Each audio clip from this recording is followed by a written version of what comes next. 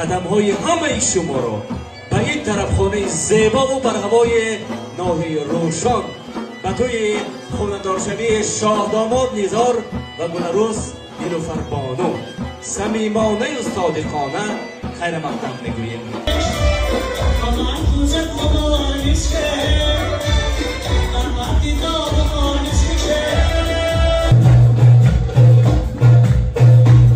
Good song.